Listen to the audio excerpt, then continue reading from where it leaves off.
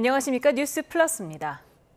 오는 12일로 예정된 김건희 여사 구속 심사를 앞두고 특검은 구속 필요성을 소명하는 데 주력하고 있습니다. 윤석열 전 대통령 체포영장은 어제로 만료됐는데 특검은 재청구 여부 등 향후 대응 방안을 고심하고 있습니다. 취재기자를 연결합니다. 안동준 기자. 네, 서울 광화문에 있는 김건희 특검 사무실 앞입니다. 네, 김건희 여사 구속영장 청구서에 어떤 내용이 담겼습니까?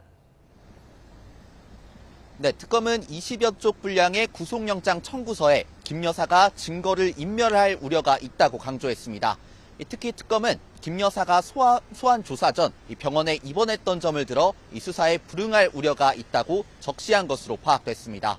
또 김 여사가 건진법사 청탁 의혹에 함께 연루된 전 행정관들과 아직 가까운 사이로 지내고 있는 만큼 이들과 모의해 증거를 인멸할 수 있다는 우려도 강조했을 것으로 보입니다. 이 특검은 또 그제 조사에서 김 여사가 혐의를 대부분 부인했던 점 역시 증거 인멸의 우려로 내세워 구속 필요성을 주장할 전망입니다. 김건희 여사 측은 건강 상태를 확인할 수 있는 자료를 제시해 도주 우려에 적극 반박할 것으로 보이는데요.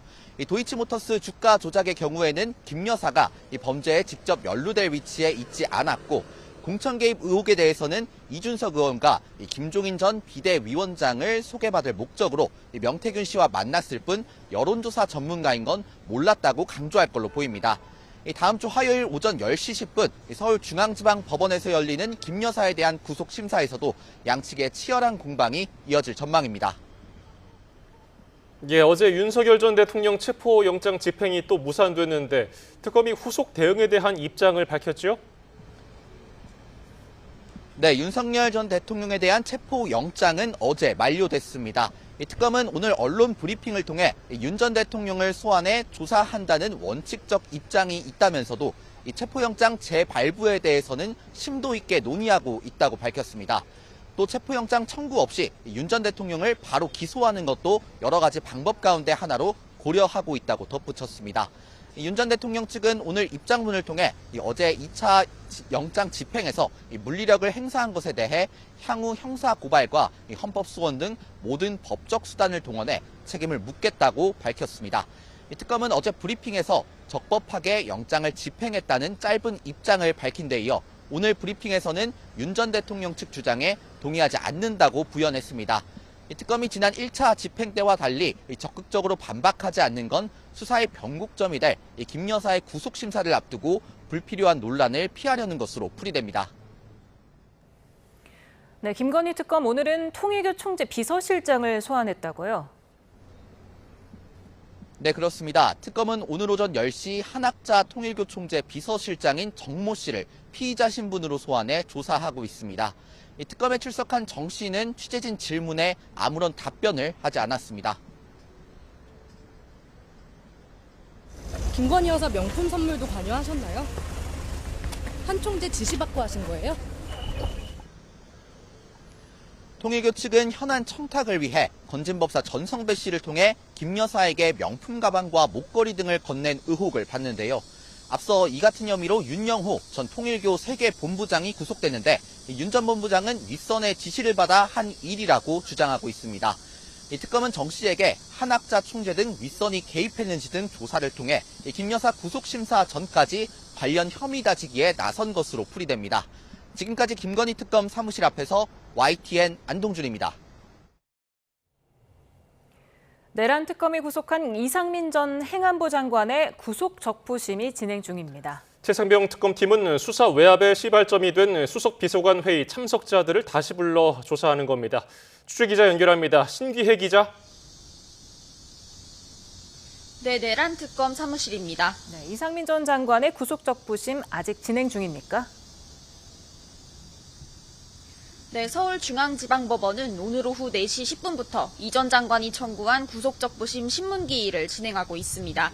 증거인멸 우려가 있다는 이유로 구속 결정이 이뤄진 지 일주일 만입니다. 특검은 오늘 신문을 대비해 110쪽에 달하는 의견서를 법원에 미리 제출했다고 밝혔는데요. 법정에는 이윤재 특검보와 국원 부장검사 등 6명의 검사가 참석하고 85쪽 분량의 발표 자료를 이용해 법원의 구속 유지 필요성을 설명한다는 계획입니다. 특히 구속 이후에 특별한 사정 변경이 생기지 않았던 만큼 기존 영장실질심사 단계에서 언급됐던 혐의의 중대성 등을 다시 강조할 전망입니다. 이 전 장관은 비상계엄 선포 뒤 소방청에 언론사 단전 단수 지시를 전달해 언론 자유와 국민의 생명, 안전을 침해한 혐의를 받고 있습니다. 또 소방청장 등을 상대로 직권을 남용한 혐의, 윤 전 대통령 탄핵 심판에서 범행을 부인하며 거짓 증언을 한 혐의도 함께 받고 있습니다. 구속적부심 결과는 이르면 오늘 저녁 나올 거로 보입니다. 예, 최상병 특검 수사 상황도 전해주시죠. 네, 최상병 특검은 오전 9시 반쯤부터 조태용 전 국가안보실장과 임기훈 전 국방비서관을 다시 불러 조사하고 있습니다. 이들은 모두 수사외압 의혹의 출발점이 된 재작년 7월 대통령실 수석비서관 회의에 참석한 인물들인데요. 두 사람 다 특검의 첫 번째 소환 조사에서 윤 전 대통령의 경로를 직접 목격했다고 진술했습니다. 수사외압의 계기라고 할 수 있는 경로설이 어느 정도 확인된 만큼 특검은 이들을 상대로 최상병 사건 기록의 회수 과정에 윤 전 대통령이 얼마나 관여했는지 또 관련해 어떤 지시를 내렸는지 따져 물을 거로 보입니다. 특검은 또 이종섭 전 국방부 장관의 호주 대사 임명 등 일련의 과정에 대해서도 수사를 이어가고 있습니다. 이와 관련해 어제 이원모 전 인사비서관에 대해 압수수색을 진행했는데 특검은 이번 주 내내 확보된 자료들을 분석하며 이 전 장관에 대한 인사검증, 출국금지 해제 등이 정상적으로 이루어졌는지 확인한다는 계획입니다. 지금까지 내란 특검 사무실에서 YTN 신기혜입니다. 조국 전 대표가 사실상 사면 수순에 들어갔지만 민주당은 정치적 파장을 의식한 듯 관련 언급을 최소화하고 있습니다. 국민의힘은 조 전 대표가 독립운동을 한 것도 아닌데 광복절에 왜 풀어주려 하느냐며 사면 반대 맹폭을 이어갔습니다. 강민경 기자입니다. 민주당 안팎에선 사면 초읽기에 들어간 조국 전 조국혁신당 대표에 대한 언급을 자제하는 분위기가 역력합니다. 호남에 내려간 지도부는 아예 이름조차 꺼내지 않았고 상당수 의원도 사면은 대통령의 고유 권한이라는 원론적 답변만 반복하고 있습니다. 일부 강경파만 정치 검찰의 피해자란 프레임을 부각하고 있습니다. 그 희생자에 대해서 이제 세상이 바뀌고 내란을 끝내야 되는 상황에서 보면 저는 상징적인 의미가 크게 있다고 봐요. 조 전 대표가 명실상부한 법력권의 간판급 인사고 사면을 촉구하는 지지층 요구도 적지 않다는 점을 고려하면 다소 이례적입니다. 과거 민주당이 조국 사태로 불리는 극심한 홍역을 알았던 만큼 여론의 추이를 예의주시하는 걸로 해석됩니다. 동시에 정청래 호에 쏠려야 할 관심을 조 전 대표가 앗아갈 수 있다는 점과 조국혁신당이 내년 지방선거의 복병이 될 가능성까지 더해지면서 유불리 계산기를 두드리는 기색이 역력합니다. 국민의힘은 최악의 정치 사면이라며 파상 공세를 퍼부었습니다. 지난 대선 때 후보를 내지 않고 도와준 혁신당의 대선 청구서에 이재명 대통령이 휘둘린다고 비판했습니다. 형기의 절반도 채우지 않은 조 전 대표를 굳이 광복절에 풀어주느냐는 날선 발언도 나왔습니다. 구속 수감된 지 이제 겨우 7개월이 지났습니다. 조국 전 대표가 독립운동을 했습니까? 민주화 운동을 하다가 감옥에 갔습니까? 사면 대상의 정경심 전 교수와 위안군 피해자 후원금 횡령 의혹으로 집행유예를 선고받은 윤미향 전 의원이 올랐다는 점도 공격 포인트입니다. 주식 차명거래 의혹으로 제명된 이춘석 의원까지 묶어 진보 진영의 도덕 불감증으로 전선을 확대하려는 분위기입니다. 계엄의 강을 넘지 못한 국민의힘이 광복절 특사를 기점으로 조국의 강을 다시 소환해 전국 주도권을 탈환하려 한다는 해석이 나옵니다. YTN 강민경입니다. 광복절 특사 대상에 오른 윤미향 전 민주당 의원이 자신의 기부금품법 위반 유죄 판결에 대해 억울함을 토로했습니다. 윤 전 의원은 SNS에 2019년 위안부 피해자 김복동 할머니 장례 당시 조의금이 남아 시민사회단체 등에 기부한 걸 항소심 재판부가 문제 삼아 1심 무죄 판결을 뒤집고 유죄를 선고했다고 적었습니다. 그러면서 오늘도 외부에서 자신을 물어뜯고 있지만 더 잃을 것도 없다며 한치의 흔들림 없이 자신의 길을 가겠다고 강조했습니다. 더불어민주당 신임 지도부가 호남을 찾아 광주 5.18 민주묘지를 참배하고 현장 최고위원회를 열었습니다. 정청래 대표가 취임하고 일주일 사이 벌써 두 번째 호남 방문입니다. 김다현 기자입니다. 정청래 대표를 필두로 한 더불어민주당 신임 지도부가 광주 5.18 민주묘지를 찾았습니다. 정 대표는 12.3 계엄이 성공했다면 이재명 대통령도 불귀의 객이 됐을 거라며 광주 영령 뜻대로 대한민국 법대로 내란 세력을 척결하겠다고 말했습니다. 단죄하지 못한다면 언제 또다시 윤석열과 같은 짐승과도 같은 그런 독재자가 다시 나타나서 대한민국의 헌법과 민주주의를 유린할지 모릅니다.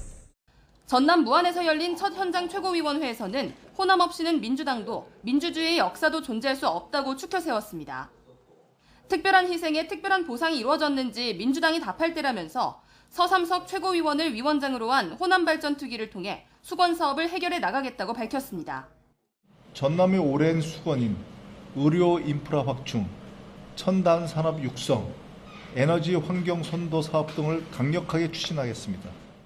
새 지도부의 첫 현장 회의인데다 지도부가 열심히 호남 구애를 외쳤지만 정작 광주 전남 소속 의원들은 거의 없었는데 정청래 대표는 불참 사유를 보고하라고 불쾌함을 감추지 않았습니다.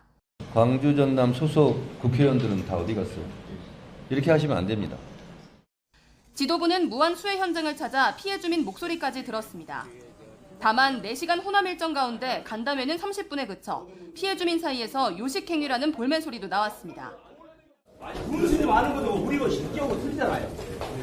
실제 우리가 지금 당한 사람이고. 그럼 어느 정도로 이야기를 듣고 가셔야죠. 정청래 대표가 민주당 수장으로 선출된 이후 호남을 찾은 건 이번이 두 번째인데 일각에서 흘러나오는 호남 홀대론을 불식시키기 위한 행보로 풀이됩니다. YTN 김다현입니다. 국민의힘 당권 주자들은 김문수 당대표 후보가 전한길 씨 등이 진행한 유튜브에서 계엄으로 죽은 사람이 없다, 윤 전 대통령 복당을 수용하겠다고 한 걸 두고 설전을 벌였습니다. 조경태 후보는 불법적 비상계엄에 얼마나 많은 이들이 고통을 겪었는데 윤 전 대통령 복당을 입에 담는 건 용납이 안 된다며 김 후보의 정계를 은퇴하라고 주장했습니다. 안철수 후보도 계엄을 미화하고 헌법 정신을 훼손하는 전한길, 김문수, 장동혁은 헌정사의 죄인이라며 김 후보가 당을 내란 정당으로 몰아넣고 있다고 비난했습니다. 반면 장동혁 후보는 윤 전 대통령이 자진 탈당한 만큼 당장 재입당할 가능성은 낮다면서도 당에 도움이 되는 때라면 입당 신청을 못 받을 이유가 없다고 말했습니다. 더불어민주당은 김문수 후보를 겨냥해 정당 해산 심판을 앞당기는 장본인이라고 비판했습니다. 전현희 최고위원은 김 후보의 말은 뼛속까지 내란 DNA가 박혀있다는 자백이나 다름없다며 이같이 밝혔습니다. 이어 김 후보가 국군 통수권자인 대통령을 주적이라고 표현한 것도 모욕죄와 명예훼손죄, 국가보안법 위반에 해당하는 중대범죄라며 고발을 검토하겠다고 강조했습니다. 더불어민주당이 통일교로부터 금품을 수수한 의혹이 있는 국민의힘 권성동 의원 징계안을 국회에 제출했습니다. 박상혁 원내소통수석 등은 오늘 국회 의안과에 민주당 원내대표단 전체 명의로 권 의원 징계안을 접수했습니다. 박 수석은 불법 정치자금 수수는 국회법이 정한 명백한 징계 사유에 해당한다며 정당 민주주의 훼손을 막고 국회가 국민의 신뢰를 회복하기 위해 징계를 요청했다고 설명했습니다. 주말인 내일은 삼복더위 중 마지막 말복입니다. 극한 더위의 절정이 꺾이면서 우리나라를 뒤덮었던 뜨거운 고기압이 조금씩 약해질 전망입니다. 주말부터 다시 정체전선이 만들어지며 2차 장마 기간이 찾아올 것으로 보입니다. 당장 주말과 휴일에 남해안에 최고 200mm 이상의 호우가 예고됐습니다. 취재기자를 연결합니다. 정혜윤 기자, 주말인 내일이 벌써 말복입니다. 다시 호우가 예고됐는데 남부지방이 비상이지요? 네, 그렇습니다. 어제가 입추, 그리고 내일이 삼복더위 중 마지막 말복입니다. 극한 더위의 절정은 다소 지나는 시기라고 볼 수가 있는데요. 이렇다 보니 주말 이후부터는 우리나라를 뒤덮었던 뜨거운 고기압 세력이 다소 약화하고 북쪽에 차고 건조한 공기가 남하하면서 두 기단 사이에서 마치 여름 장마철처럼 일시적으로 정체전선이 만들어질 것으로 보입니다.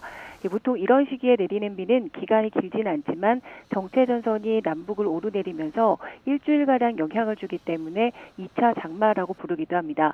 올해는 평소보다도 2주가량 빨리 찾아온 셈입니다. 기상청은 우선 주말인 내일 새벽 저기압을 동반한 정체전선의 영향으로 제주도와 전남 해안부터 비가 오겠고 이후 낮 동안 남부 내륙으로 확대할 것으로 예상했습니다. 특히 비는 일요일 오후 늦게까지 이어지면서 남해안에 초고 200mm 이상의 많은 비가 집중될 것으로 전망했습니다. 이후 부산과 울산, 광주 등 남부 내륙에도 150mm 이상, 그 밖에 전북과 경북, 제주도 산간에는 최고 100mm 이상의 비가 예상됩니다.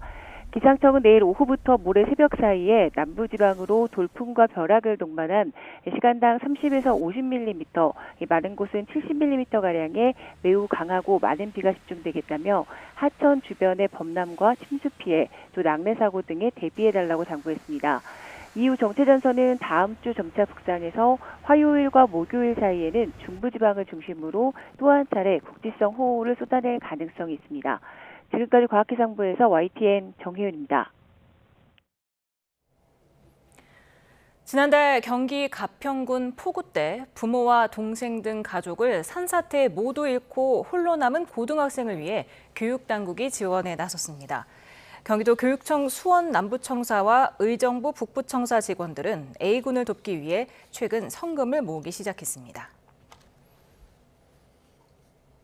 지난해 7월 서울시청역 부근에서 9명을 숨지게 하고 5명을 다치게 한 역주행 사고 운전자가 항소심에서 감형됐습니다. 서울중앙지법 형사항소부는 60대 차모 씨에게 금고 7년 6개월을 선고한 원심 판결을 깨고 금고 5년을 선고했습니다. 각각의 피해자에 대한 사고를 별개의 범죄로 본 1심 재판부와 달리 항소심 재판부는 차 씨의 하나의 범죄 행위가 여러 사고로 이어진 것으로 판단했습니다. 오늘 오후 3시 반쯤 경기 화성시 봉담읍에 있는 약국으로 60대 여성이 운전하던 SUV 차량이 돌진했습니다. 차량이 건물 전면 유리창을 뚫고 들어가면서 60대 약사 부부를 덮쳤는데 남편은 심정지 상태로 병원으로 옮겨졌지만 숨졌고 배우자는 생명에 지장이 없는 것으로 전해졌습니다. 경찰은 약을 사러 갔다 주차 중에 사고를 냈다는 운전자 진술을 토대로 정확한 경위를 조사하고 있습니다. 경찰 수사를 받던 40대 남성이 주변에 강압수사 피해를 호소하다가 끝내 숨진 채 발견됐습니다. 전북경찰청 특정부서에서만 일주일 만에 피의자 2명이 숨져서 수사 방식에 문제가 있었던 건 아닌지 의구심이 커지고 있습니다. 김민성 기자입니다. 지난 7일 저녁 전북 완주군 봉동읍 한 창고에서 40대 남성이 숨진 채 발견됐습니다. 익산의 한 콘크리트 업체 대표인 남성은 생전 지인과 통화해서 경찰에게 강압 수사를 당하고 있다고 토로한 것으로 전해집니다. 압수수색을 당한 지난 3일 한 수사관이 사건과 관련 없는 이야기로 남성에게 겁을 줬다는 겁니다. 부모님 등 가족을 직원으로 두고 월급을 주는 업체 내부 사정을 들먹이며 회사를 문 닫게 하겠다, 탈세 아니냐고 으름장을 놨다는 주장입니다. 압수수색 당일 오후 피의자 소환 조사까지 마친 경찰. 남성은 조사 일정을 바꿔달라는 요청도 묵살당했다며 답답해한 것으로 전해졌습니다. 전북경찰청은 지난해부터 도심 간판 정비 사업과 관련한 익산시청 수의계약 비리 의혹을 수사하다가 최근 추가 범죄 정황을 잡고 수사망을 넓히던 중이었습니다. 경찰은 애초 강압은 없었다고 했다가 논란이 거세지자 담당 팀장과 수사관을 업무에서 배제하고 수사 감찰에 나섰습니다. 또 유족에게 조의를 표하는 입장을 내고 전북경찰청장이 휘하 전 수사부서에 수사상 적법 절차 준수와 인권 보호에 신중을 기하라고 지시했다고 밝혔습니다. 지난 4일 대전에서도 경찰 수사 선상에 오른 60대 피의자가 압수수색 중인 아파트에서 투신해 숨져 논란이 된 바 있습니다. 두 사망 사건 모두 전북경찰청 수사과의 수사 도중 벌어진 일입니다. 경찰이 뒷수습에 나섰지만 잇따른 피의자 사망과 강압 수사 논란으로 수사 전반에 외부 견제 필요성을 노출했다는 지적은 피하기 어렵게 됐습니다. YTN 김민성입니다. 공정위가 이딴 산재 사망 사고가 발생한 포스코 ENC를 대상으로 현장 조사에 나섰습니다. 이재명 대통령이 건설 면허 취소와 공공 입찰 금지 등 제재할 방안을 모두 찾으라고 지시한 가운데 공정위는 포스코 ENC 송도 사옥에 조사관들을 보내서 하도급법 위반 혐의와 관련한 자료를 확보했습니다. 정성호 법무부 장관이 한동훈 법무부 장관 때 개정된 검수 원복 시행령에 대한 개정 작업을 지시했습니다. 검찰의 직접 수사 범위를 2대 범죄로 다시 축소하는 내용인데 검찰 개혁에 사실상 시동을 걸었다는 평가가 나옵니다. 이준엽 기자입니다. 법무부가 정성호 장관의 지시로 검찰의 직접 수사 범위를 현행 검찰청법대로 부패 경제 2대 범죄로 축소하는 시행령 개정 작업에 돌입했습니다.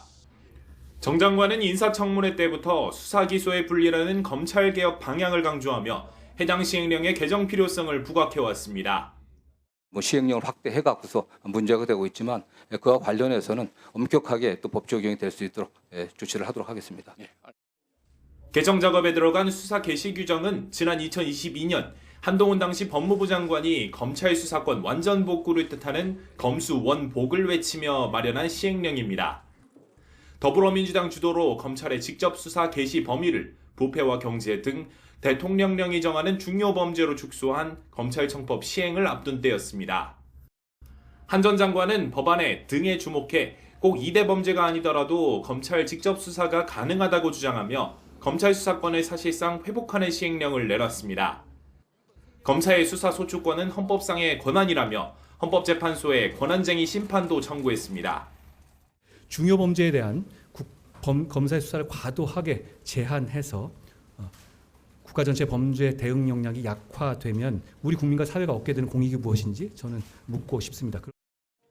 그러나 헌재는 지난 2023년 3월 권한쟁의 심판 각하 결정을 내리며 검사의 수사 소추권은 헌법에 근거가 없다고 판단했습니다. 새 정부가 들어서며 시행령 역시 원복 수순을 밟게 됐습니다. 법무부는 검사의 직접 수사 개시 사건은 그동안 과잉 또는 봐주기, 하명 수사 등 검찰권 남용의 진원으로 지목되어 왔다고 지적했습니다. 검찰의 무리한 수사를 방지하고 검찰을 정상화하는 첫 단추라며 검찰개혁의 일환임을 분명히 했습니다. 정부 여당은 이번 조치를 시작으로 검수 완박에 차근차근 나설 것으로 보입니다. YTN 이준엽입니다. 우리나라와 미국이 관세 협상을 타결했지만 불확실성은 여전히 가시질 않고 있습니다. 더욱이 문서가 아닌 구두로 합의가 이뤄진 만큼 혹시나 미국이 말을 바꾸지 않을까 불안감도 여전합니다. 최하영 기자입니다. 미국의 상호관세 발효와 함께 냉탕과 온탕으로 간 일본. 애초 일괄 15%로 합의했지만 추가 15%로 뒤통수를 맞은 뒤 다시 일괄 15%를 약속받았습니다. 일본의 모호성 전략이 자초한 일이자 구두 합의 우려가 현실화했다는 지적입니다. 합의문 없는 우리나라 역시 불안감을 지울 수 없습니다. 특히 한미 간 해석 차이를 보인 농축산물 시장 추가 개방 여부는 여전히 논란입니다. 트럼프 대통령하고 했을 때 쌀 얘기가 없었습니다. 자꾸 국내에서 자꾸 쌀이 있는 것처럼 얘기를 하면은 진짜 미국이 제기를 또 할 수도 있기 때문에 진짜 이런 부분은 저를 믿어주셔야죠. 트럼프 대통령이 품목관세 100%를 매기겠다고 예고한 반도체도 불안합니다. 정부는 최애국 대우를 약속받았다고 강조하고 있지만 경쟁국 대비 불리하지 않은 대우를 받게 되어 미국 수입 시장 내 경쟁력이 유지될 것으로 보입니다. 이를 명시적으로 밝힌 것은 하워드 러트닉 상무장관의 SNS 한 줄뿐입니다. 자동차 관세는 언제 25%에서 15%로 깎아줄지 몰라 추가 협의가 불가피해졌습니다. 게다가 구두 약속을 문서화하는 과정에서 트럼프 대통령이 또 변덕을 부릴 수도 있습니다. 미국처럼 상대적으로 협상력이 높은 나라가 자국에 유리한 방식으로 마지막 순간에 또 조건을 바꿀 가능성이 충분히 있거든요. 관세 협상 합의문은 추후 한미 정상회담을 통해 마련될 전망으로 추가 협상 카드를 준비해야 한다는 목소리도 나옵니다. YTN 최하영입니다. 여한구 통상교섭본부장이 한국에 투자한 미국 기업들과 만나 한미 관세 협상 결과를 공유하고 애로사항을 들었습니다. 여 본부장은 한미 관세 협상 타결로 우리 기업의 단기적인 수출 불확실성이 해소되고 주요국 대비 불리하지 않은 경쟁 조건을 확보했다고 강조했습니다. 또 미국 기업의 불만과 애로를 듣고 해결하기 위한 US 헬프데스크를 운영하겠다고 밝혔습니다. 정부가 구글의 고정밀 지도 데이터 국외 반출 요청에 대한 결론을 한 차례 더 유보합니다. 국토교통부 산하 국토지리정보원 주관, 측량성과 국외 반출협의체는 오늘 오후에 회의를 열어 이같이 결정하고 서리 기간을 60일 추가 연장하기로 했습니다. 이번 연장은 구글이 지도 반출에 따른 안보 우려를 해소할 수 있는 대책을 추가 검토하겠다며 서리 기간 연장을 요청한 것에 따른 것으로 전해졌습니다. 상호관세를 발동한 미국이 대통령령에 일본과의 관세 합의 내용을 빠뜨려서 논란이 일고 있습니다. 일본 정부는 미국이 다시 합의 내용을 반영해 대통령령 등을 수정하기로 했다고 전했지만 시기를 놓고 불신은 여전히 남아 있습니다. 도쿄 김세호 특파원입니다. 미국이 대통령령과 미 연방관보의 미일 간 관세 합의 내용을 빠뜨리면서 상호 관세 15%를 종전 관세에 얹어내야 할 처지가 된 일본은 큰 충격에 빠졌습니다.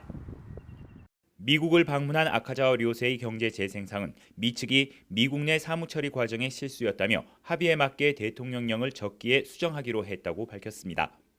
米側から今後適時に大統領令を修正する措置を取ること、日米間の合意の内容を上回る部分について7日に遡って払い戻すこととしたい、すなわち訴求庫を有するとの説明がございました。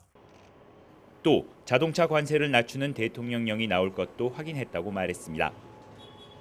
하지만 미 측이 적기, 즉 적절한 시기에 대통령령을 수정하겠다는 표현을 놓고 논란이 여전히 가라앉지 않고 있습니다. 일본 야당은 미일 관세 합의 전망이 여전히 불투명하다고 비판하고 있습니다.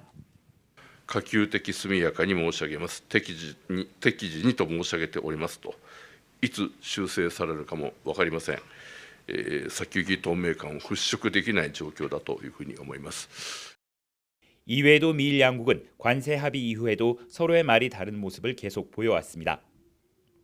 관세 인하 조건으로 일본이 제시한 5,500억 달러 투자액에 트럼프는 미국이 마음껏 투자할 수 있는 돈이라고 강조한 반면 일본은 일본의 경제와 기업에 이익이 없으면 협력할 수 없다고 맞받았습니다. 미국 측이 대통령령에서 실수로 관세 합의 내용을 빠뜨렸다고 하지만 세계 최대 대미 투자국인 일본을 상대로 단순한 실수를 했는지에 대한 의구심은 여전히 큽니다. 도쿄에서 YTN 김세호입니다.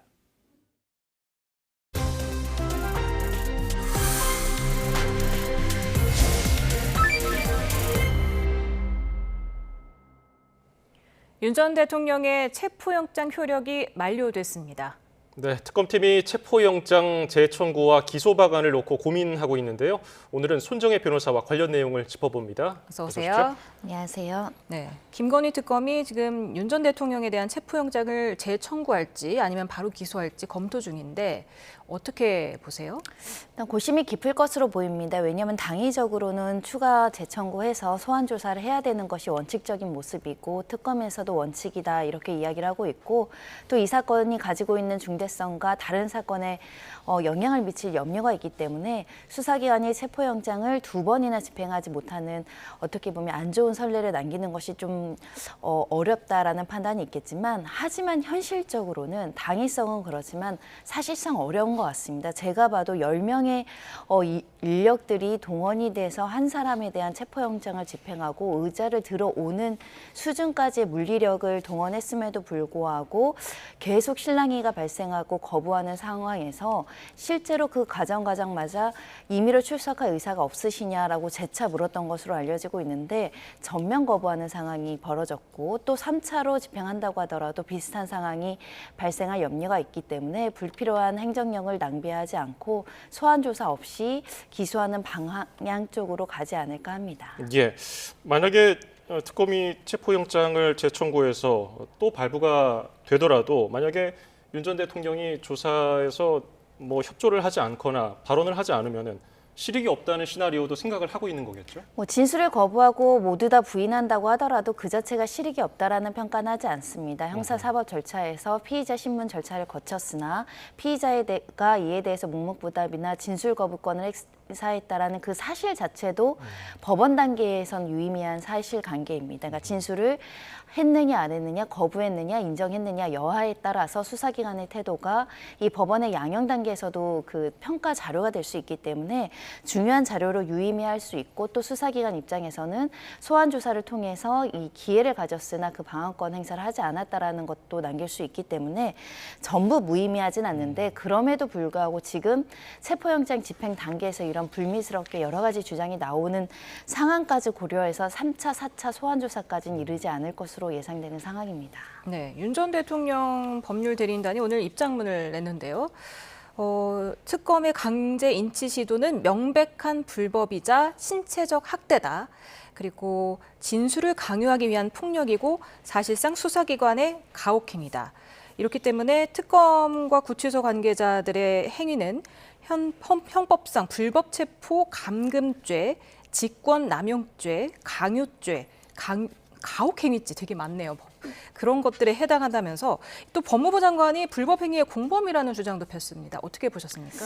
일단은 체포영장이 발부된 사실부터 이제 부당하다, 위법하다라는 주장이 내포되어 있습니다. 체포영장이 부당하고 위법하기 때문에 그것을 집행하기 위해서 물리력을 동원한 그 행위 자체도 신체에 대한 유형력 행사인 폭행이나 독직 폭행으로 처벌해야 된다는 의사를 가지고 있는 것이고, 또 위헌적인 요소를 내포하고 있다라고 보여서 헌법소원으로서 위헌적 행위라는 것을 인정받겠다는 취지의 주장인데요. 다만 우리가 일반적인 사회관념상 범죄의 혐의를 받는 피의자에게 체포영장이 발부됐고 법원이 발부한 체포영장이라는 점, 그리고 체포영장을 집행하는 과정에서의 강제성을 띈 물리력을 어느 정도는 허용해 준다라는 측면에서는 위법하고 위헌적이라고 단정하기는 어려운 상황이고, 다만 저희도 그 현장에 있진 않았지만 과도하게 과잉 물리력을 행사했는지 여부는 평가의 대상이 될 수 있습니다. 그 여지, 그런 논란이나 이런 것들이 추후 발생할 여지가 있기 때문에 이 영상으로 녹화한 것으로 알려지고 있어서 가능한 한 적법 절차에 따라서 집행하려고 노력했을 정황이 뚜렷하지 않을까라는 생각이 들어서, 지금 정치보복이다, 가혹행위다 이렇게 단정짓기는 어려움에도 불구하고 이렇게 주장하는 것은 현재 수사가 정치적인 보복이다, 위법한 수사라는 것을 윤 전 대통령 측에서 강조하고자 법률적인 개념보다는 정치적인 수사 업구로 이야기하는 게 아닐까 생각합니다. 그러면 형사 고발이라든지 헌법 소원 대응 방침도 역시 좀 정치적인 구호로 봐야 될까요? 그렇습니다. 더 이상의 체포영장 집행이라든가 구속 수사에 있었을 때 망신주기라든가 지나친 어떤 언론 보도를 자제를 촉구하는 측면도 여기에 담겨 있지 않을까라는 생각이 들고요. 특히 윤 전 대통령 입장에서는 나가서 소환 조사를 받아봐야 도움이 되지 않는다, 유리하지 않다라는 판단을 하고 있기 때문에 가능한 한 시간 지연 전략을 끌고 있고, 그리고 가능한 한 특검이 가지고 있는 증거와 진술을 어느 정도 안 다음에 진술을 하겠다라는 입장을 갖고 있기 때문에 이를 막기 위해서라도 지금 수사기관의 일련의 체포에 대해서도 협조할 수 없는 것이고, 그리고 시간적으로도 훨씬 더 시간을 지연하는 것이 유리하다라는 판단을 했기 때문에 이런 주장들이 나온 것 같습니다. 네, 그 변호인단 중에 한 명이죠. 김계리 변호사가 구치소에서 윤 전 대통령을 잡범 다루듯이 했다, CCTV를 공개하라 이렇게 요구를 했던데, 이 윤 전 대통령도 동의를 한 걸까요? 제가 만약에 윤 전 대통령이라고 한다면 내가 그런 상황에 처해져서 10명에 의해서 물리력 행사에서 끌려가는 모습들을 대국민들한테 공개하는 것을 원하진 않을 것 같습니다. 인격권 침해가 문제가 될 수 있는데, 그럼에도 불구하고 인격권이나 초상권 침해가 있음에도 불구하고 대중들한테 공개한다는 것은 수사기관이 지나치게 가혹하게 나를 다루었다, 부당한 대우를 받았다라는 것을 어필해서 정치적으로 지지층을 결집시키고 이 사건과 관련해서 유리한 지위를 선점하기 위한 목적이라면 이걸 감수할 가능성이 있는데, 김계리 변호사가 그 현장을 다 봤는지 모르겠습니다.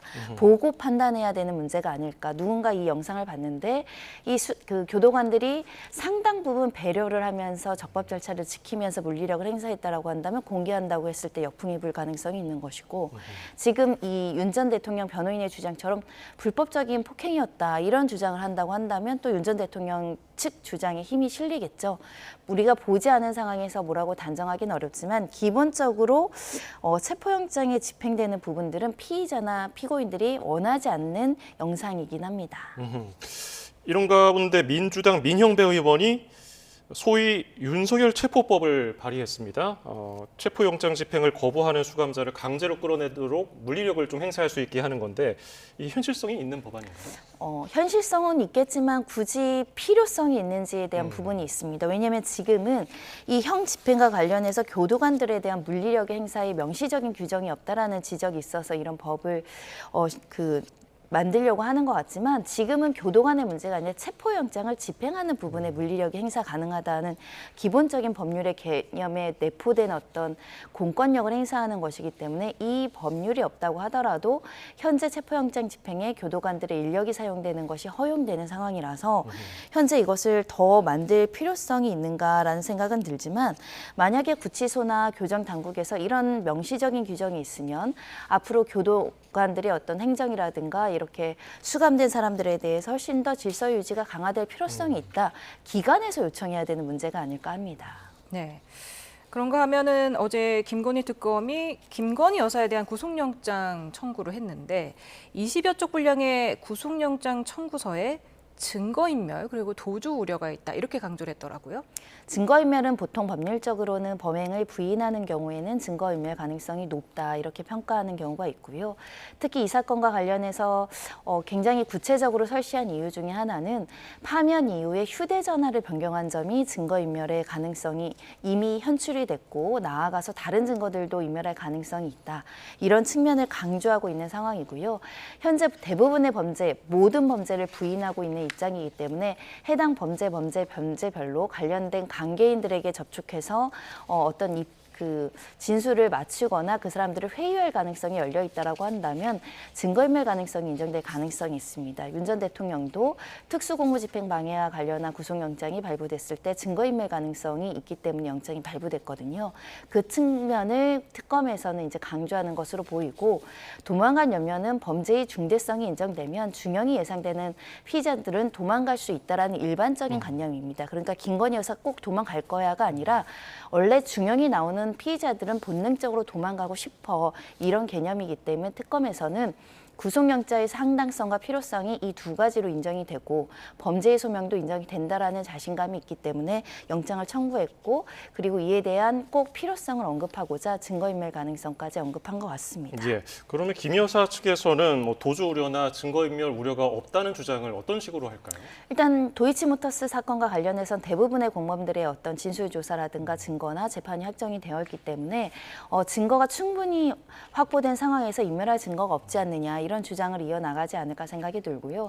특히 휴대전화를 변경한 것과 관련해서는 실제 휴대전화를 변경해야 될 다른 사유가 있어서 변경했을 뿐 증거인멸 목적이 아니었다라는 취지로 주장하고 있을 것이고 수사기관에 성실하게 협조하고 있고 도망갈 염려가 없고 현재 도망간다라는 것은 전직 대통령 배우자로서 상정할 수 없다. 이런 주장도 해 나갈 것이고 또 건강상의 이유나 이런 것들로 불구속 재판을 통해서 방어권을 보장해달라는 측면을 강조하지 않을까 합니다. 네. 구속영장 청구서에는 이제 통일교 측이 건넨 고가 선물 관련해서 물증이 좀 담긴 것으로 알려졌는데 목걸이를 전달한 다음 날에 건진 법사가 잘 전달했다. 김 여사가 다이아가 커서 놀라워했다라는 메시지를 보냈다는 거예요. 하지만 이에 대해서 김건희 여사는 받지 않았다 이렇게 진술했죠. 그렇습니다. 김건희 여사의 어떤 진술의 신빙성이 굉장히 낮아지는 대목이다. 그리고 특검이 그간은 밝히지 않았던 증거를 일부를 현출하면서 실제 현물을 받지 않았다라고 했지만 이와 배치되고 모순되는 증거를 제시함으로 인해서 김건희 여사가 거짓말을 하고 있고 허위 진술을 하고 있다는 걸 강조하기 위해서 이런 내용들을 밝히고 있지 않을까 생각이 들고요. 결국은 다이아가 커서 놀라워했다라는 건 두 가지 가능성이죠. 건진 법사가 중간에서 전달하지 않고 착복했고 이렇게 허위로 상황을 연출해서 이 문자를 보냈는가 또는 진짜 전달했지만 이 범행을 처벌을 회피하기 위해서 김건희 여사가 마치 안 받은 것처럼 진술을 축소하고 있느냐. 이 두 가지 과정에서 여러 가지 정황을 평가해서 법원과 수사기관은 무엇이 진실인지를 찾아내는 퍼즐 게임이기 때문에 현재까지는 목걸이를 전혀 받지 않았음에도 불구하고 건진 법사가 잘 전달했다라고 허위 진술할 가능성보다는 전달했음에도 불구하고 전달하지 않았다라고 해서 이 공범으로서의 어떤 혐의를 벗어나기 위해서 거짓으로 임하고 있다. 이렇게 평가될 여지도 있는 사건입니다. 예. 그리고 또 다른 물증. 특검은 통일교 측과 김 여사의 인삼차 관련해서 통화 녹취도 확보를 했고요. 이걸 또 제시했는데 김 여사는 인삼차를 받지 않았는데 인사치레로 말 한마디 한 거다 이런 식으로 답변했다고 하더라고요. 네, 어떤 물건을 받지 않았는데 그 사람이 좀 민망할까 봐 이렇게 인삼차를 잘 받았다라고 하면서 내가 윤 본부장 아니면 언제 이런 걸 먹어보겠느냐라는 취지로 이야기하는 것이 자연스러운가 부자연스러운가 생각하면 금방 시청자분들도 판단할 수 있을 것 같습니다. 더군다나 일련의 과정 속에서 아까 다이아 관련한 목걸이도 그렇고 인삼차도 받은 정황으로 이것은 해석하는 것이 합리적이지 않을까 생각이 들고요. 결국은 김건희 여사가 나는 전혀 받지 않았고 통일교 관련한 척탁도 받지 않았으며 건진법사와 관계성이 없다. 이런 주장을 했을 것인데 계속적으로 건진법사와 관련한 연관성과 대화의 내용에서 배치되는 모순된 증거들이 나온다고 한다면 이 김건희 여사의 진술의 신빙성은 매우 낮다. 이렇게 평가했을 것이고 오히려 수사기관에 거짓으로 임하고 있다. 이렇게 영장실질심사 판사님이 받아들이게 되면 이렇게 거짓말을 한다는 것은 증거인멸 가능성도 있다. 이렇게 인정되는 수순으로 가게 될 것이거든요. 그걸 인정받고자 핵심적인 물증 증거를 지금 특검에서 공개한 게 아닐까 합니다. 네. 지금 김건희 여사 측에서는 또 이제 특검 조사를 받은 뒤에 이 신문 조서를 열람을 하다가 화장실에 가서 김 여사가 구토를 했다. 그리고 사실 점심도 도시락을 먹은 것으로 알려졌지만 아무것도 먹지 못했다. 이렇게 말을 했는데 이게 지금 실질 심사를 앞두고 좀 건강 문제를 호소하려는 의도도 있어 보입니까? 실질 심사뿐만 아니라 향후 혹시 구속영장이 발부될 경우에 그 건강상의 문제로 여러 가지 이제 구속 집행 정지라든가 이런 부분들을 호소하고 외부 치료를 호소할 가능성이 높기 때문에 건강상의 문제를 거론할 가능성이 있는 것이고요. 기억을 상기시켜 보시면 과거에 이제 정신과 문제 때문에 건강상의 문제로 출석을 연기한 적도 있습니다. 그러니까 건강상의 문제는 처음 등장하는 것은 아니고 지속적 반복적으로 거론되고 있고 그리고 이것이 전혀 허위가 아닌 것이 실제 또 병원 치료를 받아왔고 정신적으로 스트레스를 많이 받는 상황에서 건강상의 문제는 발생할 여지가 있는데 하지만 건강상의 어려움이 있다고 해서 구속이 안 된다라는 개념은 또 상정하기 어려워서 그 정도로 구속이 어려운 상황을 상정하는 것은 생명이 위급하거나 지금 당장 치료를 하지 않으면 굉장히 위독한 질병 정도에 한해서 이제 고려될 수 있기 때문에 현재 스트레스로 구토를 한다거나 밥을 잘 먹지 않는다는 사정만으로 이 구속 심사 과정에서 판사의 마음을 바꿀 수는 없다 이렇게 생각합니다. 예, 지금 다음 주에 중앙지법 정재욱 영장 전담 판사가 구속 전 피의자 신문을 진행할 것으로 알려져 있는데 이 정재욱 판사가 앞서서 이상민 전 행안부 장관하고 윤 전 통일교 세계본부장에 대해서 구속영장을 발부한 판사입니다. 이게 전에 사례를 좀 참고할 수가 있을까요? 아니면 별개 사건으로 봐야 될까요? 통일교 관련한 윤 전 본부장 사건의 기록을 어느 정도 숙지한 상황이기 때문에 통일교 관련한 건진법사를 둘러싼 알선수재 사건에 대한 사실관계 파악은 이해도가 높을 것으로 보입니다. 거기에 더불어서 김건희 여사가 모종의 역할과 공모행위를 했는가, 행위가담을 했는가, 실제 물건을 받았는지에 대한 증거같이 평가만 별도로 해서 한다고 한다면 알선수재에 범죄의 소명이 있는가, 중대성이 있는지는 비교적 쉽게 판단이 나지 않을까 생각이 들고요. 김건희 여사의 연관성에 대한 특검의 증거가 유의미하고 믿을만하다고 한다면 중간에 상부의 지시를 받아서 물건을 전달한 윤 전 본부장이 구속이 될 정도로 범죄의 중대성과 또 이런 구속의 필요성이 인정된다고 한다면 이것을 받은 사람의 중대성은 더 높게 평가되는 것이 일반적이기 때문에 이 윤 전 본부장에 대한 구속영장이 발부됐다는 것은 김건희 여사의 구속영장이 발부될 가능성이 높다라는 것을 보여주는 사건이고 실제 정판사께서 영장을 발부한 전력이 있는 만큼 현재 법조계에서는 구속영장이 발부될 가능성이 비교적 높다 이렇게 보고 있습니다. 네, 또 특검이 반클리프 앤 아펠 아펠을 압수수색을 해서 고객 정보와 구매 기록을 확보한 것으로 전해졌습니다. 지금 김 여사가 착용했던 그 모조품이라는 논란이 일었던 그 디자인의 목걸이를 구매한 인물을 확인할 예정인데요. 궁금한 게 이게 국내 법인만 해당하는 겁니까? 아니면은 해외에서 산 것도 마찬가지로 확인할 수 있는 겁니까? 홍콩에서 15년 전 구매했다라고 진술했지만 실질적으로 출시 연도가 불일치하다라는 이제 판단이 나와서 그 진술 자체가 거짓일 수 있고 국내에서 산 것을 허위로 홍콩에서 홍콩에서 샀다라고 얘기할 가능성을 염두에 놓고 국내에 대해서 관련된 구입 이력을 확인하는 게 아닐까라는 생각이 들어서요.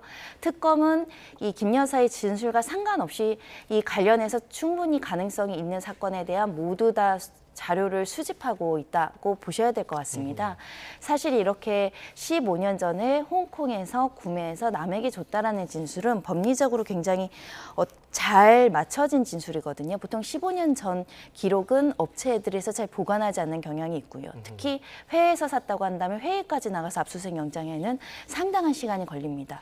그리고 내 소유가 아니고 타인 소유라고 한다면 재산 신고 의무가 발생하지 않기 때문에 모든 퍼즐을 조각하기 위해서 이런 진술을 했지만 특검은 국내에서 제3자가 사서 줬을 가능성을 배제하지 않고 하는 것이고 국내 업체가 본사의 협조를 받는다고 한다면 홍콩이든 외국 자료도 확보할 수 있기 때문에 아마 그 부분도 수사 협조를 구하지 않을까 합니다. 예, 내란 특검 얘기를 해볼까요? 이상민 전 행안부 장관의 구속적보심 신문기일이 조금 전인 오후 4시 10분쯤부터 진행 중인데요. 구속된 지 일주일 만이죠. 인용 가능성은 어느 정도로 볼 수 있을까요? 일반적으로 인용 가능성이 낮은 사건이기 때문에 인용 가능성이 낮다. 비교적 구속영장이 발부되고 현재까지 일주일이라는 시간 동안 특별한 사정 변경도 없었을 뿐만 아니라 내란의 중요 임무 종사자로서 거론되어 있기 때문에 굉장히 중대한 범죄에 대해서 범죄의 소명이 있었다라는 판단이 있었고 특히 제명 중에 위증죄는 사실은 재판부에서 굉장히 엄격하게 보는 죄입니다. 이 법관과 선서에서 증인이 허위 진술을 했다라는 것은 증거인멸 가능성이 매우 높다라는 평가이기 때문에 이 주장을 깨트리지 않는 이상은 이 적부심에서 인용 가능성은 매우 낮아질 수 있다 이렇게 볼 수 있을 것 같고요. 지금 국무위원 중에 구속된 사람이 김용현 장관과 이상민 전 장관입니다.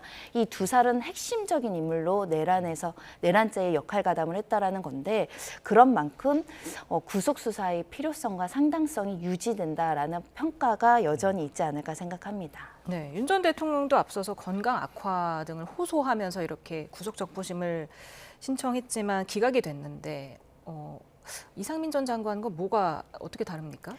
일단 구속적부심은요. 구속영장이 발부된 내용 중에 위법한 부분이 있느냐, 굉장히 부당한 부분이 있느냐 또는 구속 이후에 특별한 사정 변경이 있어서 구속까지 할 상당성이 없는지를 평가하기 때문에 건강상의 문제가 그 요건은 아닙니다. 다만 현실적으로 굉장히 위중한 병 중에 있는 피의자가 구속된 경우에는 혹시 생명과 신체에 치명적인 위협이 있을까 봐 간혹 이제 석방하는 경우가 있긴 있거든요. 그런 경우에는 오히려 보석 청구를 하는 경우들이 더 많고 했던데 지금은 의학적으로 생명의 침해가 위독한 사정이 확인이 되지 않았기 때문에 질병의 이유를 든다고 하더라도 구속적부심이나 다른 절차에서도 석방까지는 기대하기 어려운 상황입니다. 예, 다음 얘기해 볼까요?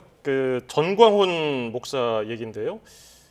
서울 서부지법 난동 사태 배후로 경찰이 전광훈 목사를 의심하고 있습니다. 그래서 출국 금지 조치까지 내려졌는데, 근데 그 교회 측이 서부지법 난입 피의자들에게 영치금을 줬는데 그 돈이 헌금일 수도 있다는 거예요.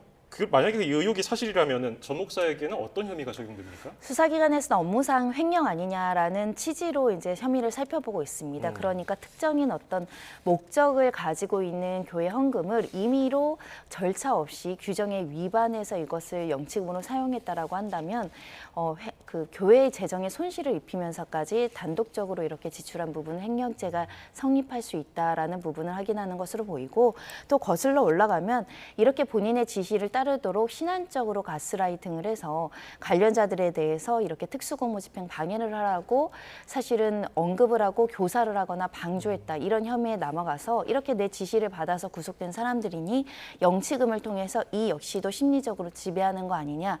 이 일련의 가족 속에서 돈을 지출했을 때 관련된 규정을 위반하거나 교회의 어떤 의사결정에 의하지 않고 단독으로 했다라고 한다면 횡령죄가 적용될 수 있다고 보는 상황입니다.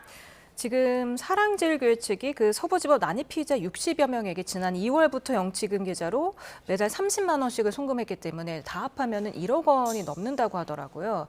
근데 실제로 신도들이 이들에게 돈을 주라고 헌금을 한 건 아닐 텐데요. 보통 이렇게 헌금을 했을 때는 교회의 어떤 헌금의 사용 목적이 있고 또 공보로 이렇게 게재를 해서 이렇게 썼다라고 이야기하는 경우가 있겠죠. 그런 만큼 이렇게 업무 집행 과정에서 비용을 어떻게 지출하는지에 대한 규정과 의사 결정의 절차들이 있는가. 교회에서도 대규모의 그 자금을 집행할 때는 의사결정의 구조들이 있습니다. 이사에서 결의하는 것처럼 회의를 열어서 결정을 하게 되어 있는데 그런 절차가 있었고 이것을 또 공지를 했는지 그것도 굉장히 중요한 요소이기 때문에 현재까지는 영치금 목적 횡령은 불가능하다고 교회 쪽에서 얘기하고 있지만 적법한 절차와 사회상규에 맞는 집행이 있었는지를 확인할 것으로 보입니다. 예, 지금까지 손정혜 변호사와 함께했습니다. 고맙습니다. 감사합니다.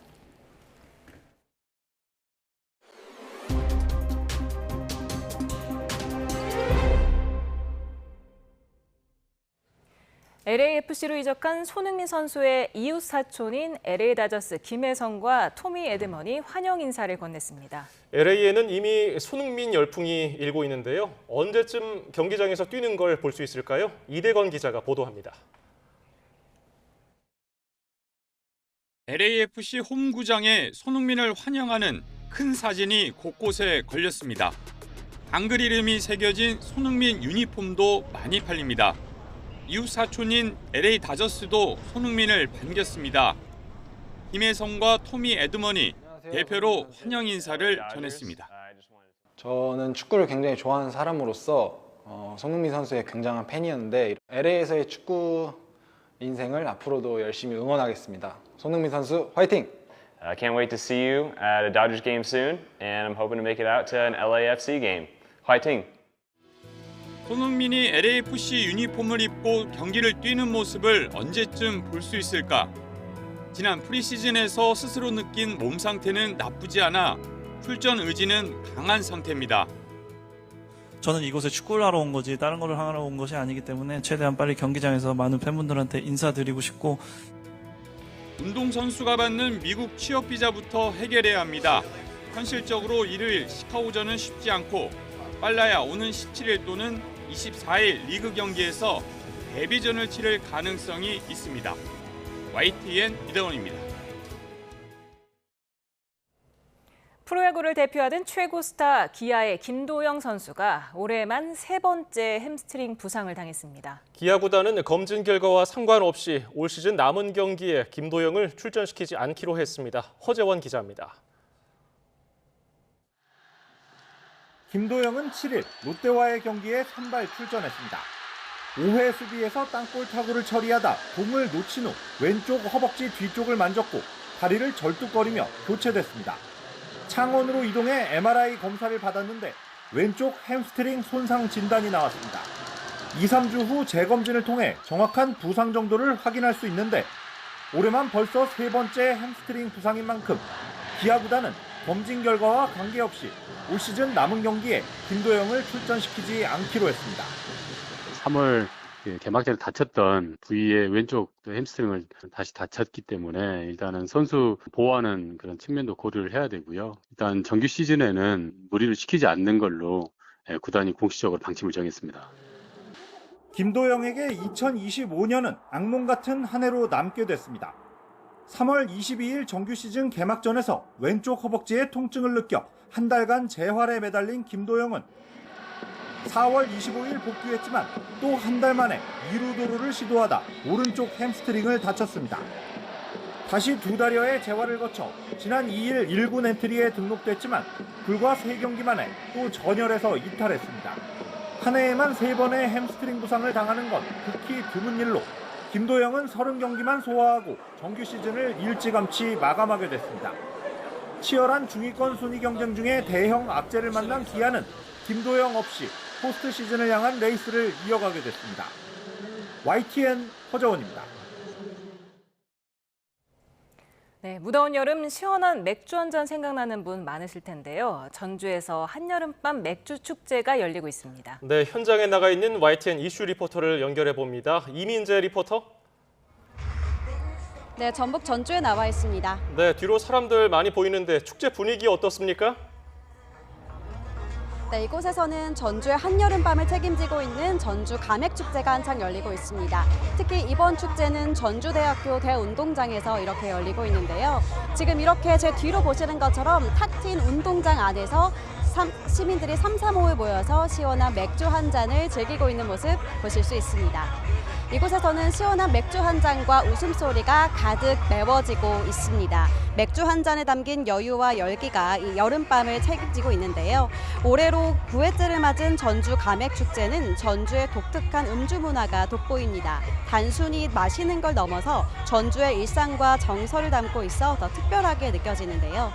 2036년 하계올림픽 유치에 도전하고 있는 전주의 매력을 느낄 수 있는 시간이기도 합니다.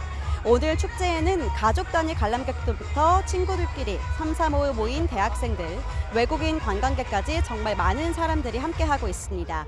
잔을 부딪히면서 웃고 안주를 나누고 공연에 몸을 맡기며 각자의 여름을 즐기고 있는 모습입니다. 또 초록빛으로 꾸며진 맥주 연못과 감성 가득한 포토존은 물론입니다. 소주와 맥주가 섞인 이른바 소맥을 제조하는 부스는 그야말로 관람객들에게 가장 큰 인기를 끌고 있습니다.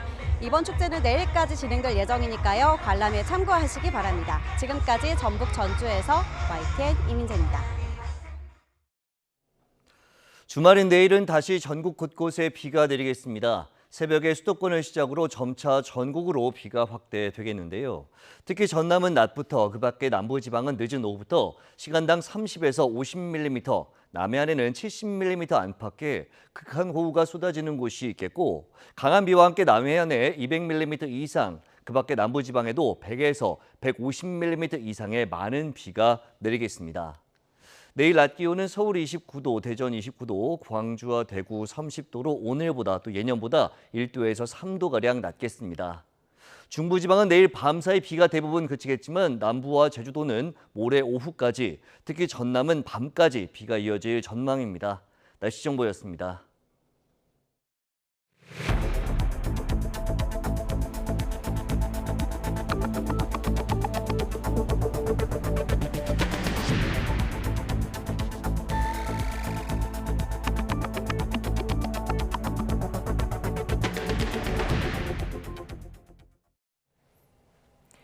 조국 전 대표가 사실상 사면 수순에 들어갔지만 민주당은 정치적인 파장을 의식한 듯 관련 언급을 최소화하고 있습니다. 국민의힘은 조 전 대표가 독립운동을 한 것도 아닌데 광복절에 왜 풀어주려 하느냐며 사면 반대 맹폭을 이어갔습니다. 강민경 기자입니다. 민주당 안팎에선 사면 초읽기에 들어간 조국 전 조국혁신당 대표에 대한 언급을 자제하는 분위기가 역력합니다. 호남에 내려간 지도부는 아예 이름조차 꺼내지 않았고 상당수 의원도 사면은 대통령의 고유 권한이라는 원론적 답변만 반복하고 있습니다. 일부 강경파만 정치 검찰의 피해자란 프레임을 부각하고 있습니다. 그 희생자에 대해서 이제 세상이 바뀌고 내란을 끝내야 되는 상황에서 보면 저는 상징적인 의미가 크게 있다고 봐요. 조 전 대표가 명실상부한 법력권의 간판급 인사고 사면을 촉구하는 지지층 요구도 적지 않다는 점을 고려하면 다소 이례적입니다. 과거 민주당이 조국 사태로 불리는 극심한 홍역을 알았던 만큼 여론의 추이를 예의주시하는 걸로 해석됩니다. 동시에 정청래호에 쏠려야 할 관심을 조 전 대표가 앗아갈 수 있다는 점과 조국혁신당이 내년 지방선거의 복병이 될 가능성까지 더해지면서 유불리 계산기를 두드리는 기색이 역력합니다. 국민의힘은 최악의 정치 사면이라며 파상 공세를 퍼부었습니다. 지난 대선 때 후보를 내지 않고 도와준 혁신당의 대선 청구서에 이재명 대통령이 휘둘린다고 비판했습니다. 형기의 절반도 채우지 않은 조 전 대표를 굳이 광복절에 풀어주느냐는 날선 발언도 나왔습니다. 구속 수감된 지 이제 겨우 7개월이 지났습니다. 조국 전 대표가 독립운동을 했습니까? 민주화 운동을 하다가 감옥에 갔습니까? 사면 대상의 정경심 전 교수와 위안군 피해자 후원금 횡령 의혹으로 집행유예를 선고받은 윤미향 전 의원이 올랐다는 점도 공격 포인트입니다. 주식 차명거래 의혹으로 제명된 이춘석 의원까지 묶어 진보 진영의 도덕 불감증으로 전선을 확대하려는 분위기입니다. 계엄의 강을 넘지 못한 국민의힘이 광복절 특사를 기점으로 조국의 강을 다시 소환해 전국 주도권을 탈환하려 한다는 해석이 나옵니다. YTN 강민경입니다. 더불어민주당 정청래 대표가 국립 5.18 민주묘지를 찾아 광주 영령들의 뜻대로 대한민국의 법대로 내란 세력을 척결하겠다고 밝혔습니다. 정 대표는 광주에 있는 5.18 민주묘지를 참배한 뒤 1980년 5월의 광주와 12.3 비상계엄 내란을 철저하게 단죄하지 않는다면 또다시 이런 참극이 벌어질 거라고 말했습니다. 이어 만약 비상계엄이 성공했다면 이재명 대통령도 자신도 불귀의 객이 되어 시신도 찾지 못했을 거라며 짐승 같은 독재자가 다시 나타나서 헌법과 민주주의를 유린하는 일을 이 시점에서 끊어야 한다고 강조했습니다. 더불어민주당 정청래 대표가 호남에서 열린 현장 최고위원회의에 불참한 지역 의원들을 향해 공개적으로 불편한 기색을 드러냈습니다. 정 대표는 오늘 전남도당에서 열린 회의에서 광주, 전남 소속 국회의원들은 다 어디 갔느냐며 안 오신 분들은 왜 안 오셨느냐고 말했습니다. 이어서 사무총장은 의원들이 왜 안 왔는지 사유를 조사해 보고하라면서 이렇게 하시면 안 된다고 언론 공개 모두 발언을 통해 불참 의원들을 질책했습니다. 국민의힘은 전당대회 첫 합동연설회를 대구에서 열었습니다. 윤석열 전 대통령을 껴안자, 단절하자 난타전이 벌어진 가운데 논란의 전한길 씨도 현장을 찾았습니다. 박희재 기자입니다. 국민의힘 전당대회 첫 합동연설회는 보수 텃밭 대구에서 포문을 열었습니다. 국민의힘 미래로! 탄핵 반대파와 찬성파로 둘씩 나뉜 당권 주자들은 윤석열 전 대통령을 매개로 당심을 저격했습니다. 장동혁 후보는 이재명 정부와 싸우지 않고 윤석열 탓만 하는 세력이 있다며 그런 분열을 막아 대정부 투쟁에 앞장서겠다고 말했습니다. 탄핵을 반대했던 당원들을 향해서 극우다, 혁신의 대상이다 큰 소리 치고 있다는 것입니다. 더 이상의 분열을 막고 이재명을 다시 재판정에 세우겠습니다. 반면 찬탄 주자 친한계 육선 조경태 후보는 10%대 지지율 늪에서 벗어나지 못한 당을 꼬집으며 윤 전 대통령과 절연하자고 강조했고 안철수 후보는 국민의힘은 계엄과 탄핵 같은 극단적 내용만 연상된다며 보수 정당의 품격을 찾자고 호소했습니다. 우리 당은 정신 차리지 못하고 있습니다. 윤 의견을 외치는 자들을 몰아내지 못하고 있습니다. 극단주의자들이 무슨 짓을 해도 대구 경북은 밀어준다는 이 속내를 이번 전당대회에서 반드시 심판해 주십시오. 다만 1강으로 꼽히는 김문수 후보는 윤 전 대통령을 전혀 언급하지 않았습니다. 대정부 공세에 화력을 집중했는데 특히 민주당의 정당 해산 공세에도 이렇게 되받아쳤습니다. 민주당을 해산해야 될 것인지 국민의힘을 해산해야 될 것인지 이재명 대통령에게 공개 끝장 토론할 것을 제안합니다. 현장에는 아스팔트 극우의 상징 전한길 씨도 자리했는데 연설 중에 물병 던지기와 몸싸움, 야유가 난무하는 등 내분 양상이 고스란히 드러났습니다.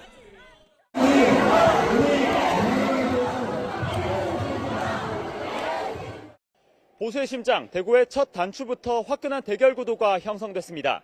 오는 22일 전당대회까지 당권 주자들은 합동 연설회와 TV 토론회를 3차례씩 진행합니다. YTN 박희재입니다. 이춘석 의원의 주식 차명거래 의혹 여파가 잦아들지 않고 있습니다. 국민의힘은 국정기획위원회 게이트로 규정하고 화력을 집중하고 있는데 민주당은 의원직 제명 가능성을 시사하는 동시에 권성동 의원 징계안을 내며 역공에 나섰습니다. 윤홍성 기자입니다. 이춘석 게이트 특검 도입하라.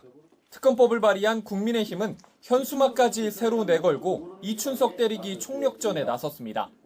이춘석 의원은 빙산의 일각이라면서 이재명 정부의 인수위격인 국정기획위원회를 정조준했습니다. 사익을 위해 정책 수립에 관여했거나 미공개 정보로 시세 차익을 노렸다면 조직적 주가 조작 범죄라고 직격했습니다.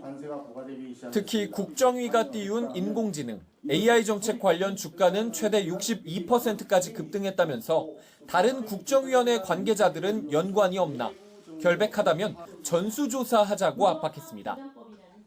가장 악질적인 형태의 권력형 금융범죄이자 정권 핵심자들이 주도한 이재명 정권 권력형 금융범죄 게이트의 서막입니다.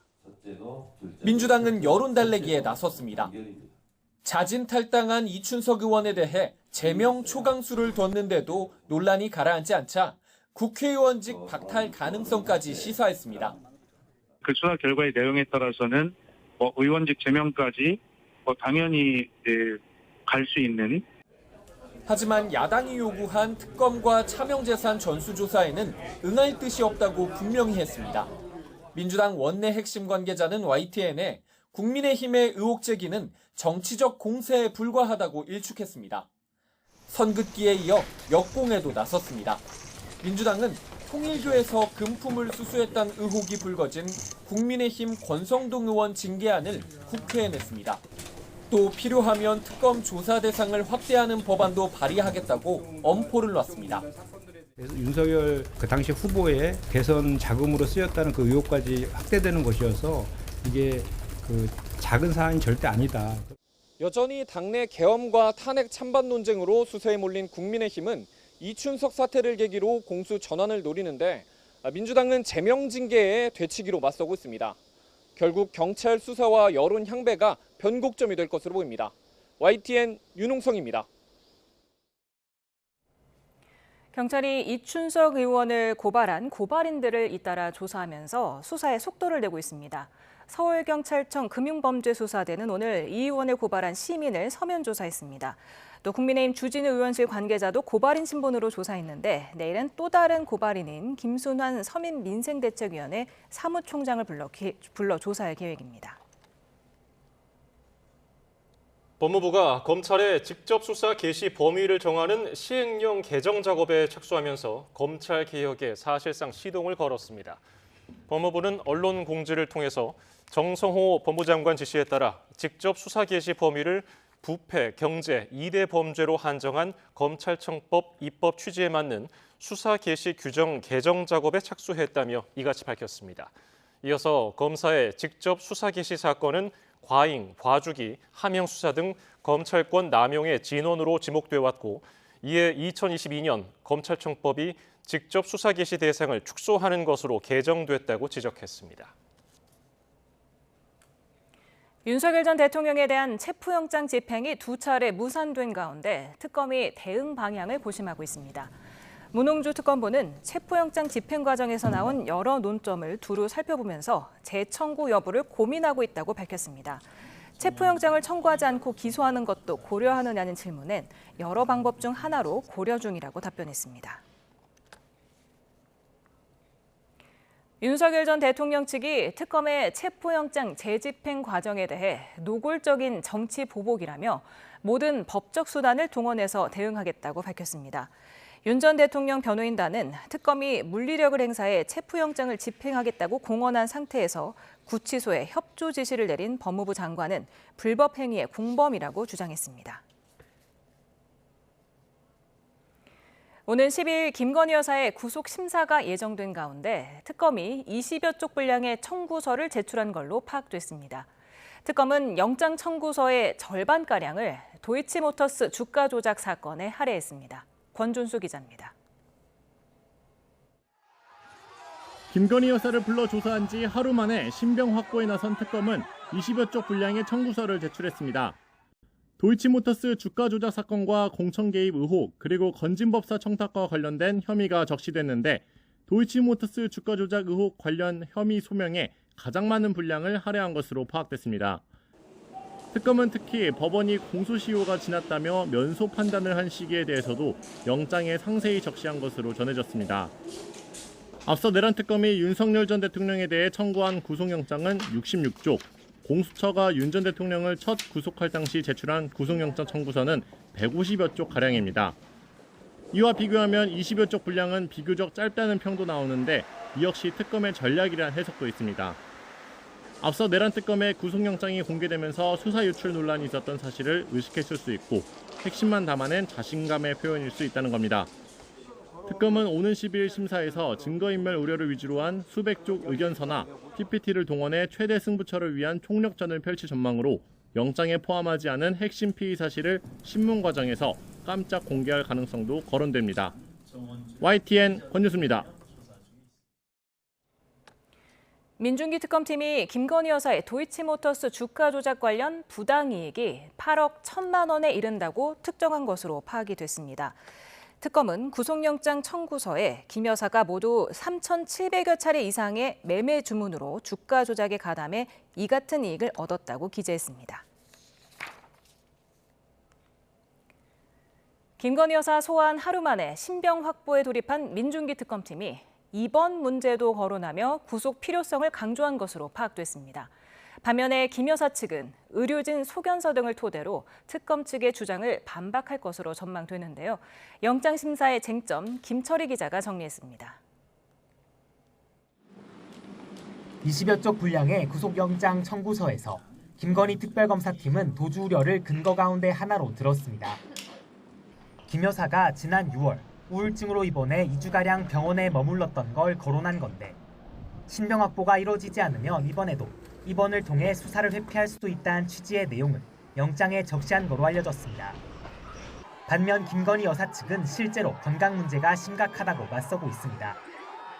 음식 섭취가 어려워 영양 부족으로 인한 어지럼증을 자주 느낀다는 주장으로 이를 뒷받침할 의사 소견서나 진단서 역시 재판부에 제출할 전망입니다. 측근을 통한 증거인멸 우려 역시 쟁점입니다. 최근 특검은 김 여사 소환을 앞두고 건진법사 청탁에 연루된 전직 대통령실 행정관들을 잇따라 조사했는데 샤넬백 2개 다른 물건으로 교환한 거 맞으세요? 김 여사가 사실 알고 있었나요? 건희2 번호로 전성배 씨가 인사청탁 문자 보낸 거 맞나요? 이력서 보내라고 답장하신 이유가 뭔가요? 김 여사가 이들과 여전히 소통을 이어가고 있는 점을 부각하며 증거인멸을 모의할 우려가 있다는 주장을 전개할 거로 보입니다. 이 밖에도 뒤바뀐 공범 진술이나 새롭게 확보한 녹취 파일 등도 근거로 제시될 거로 보이는 가운데 혐의를 완강히 부인하는 김 여사 측은 물증이 없는 무리한 사란 점을 집중적으로 파고들 예정입니다. 부부를 함께 구속하는 사례가 희박하다는 점 역시 쟁점이 될 가능성이 큰데 법원 판단에 따라 전직 대통령 부부가 동시에 구속되는 첫 사례가 나올지 판가름 날 전망입니다. YTN 김철입니다. 다음 주 윤석열 전 대통령 내란 우두머리 혐의 재판과 김건희 여사 구속영장 심사가 예정된 가운데 법원이 청사 보완 강화에 나섭니다. 서울법원 종합청사는 윤 전 대통령 재판이 열리는 11일과 김 여사 구속영장 심사가 있는 12일 청사 북문을 폐쇄하고 법원 출입 시 강화된 보안 검색을 실시할 계획입니다.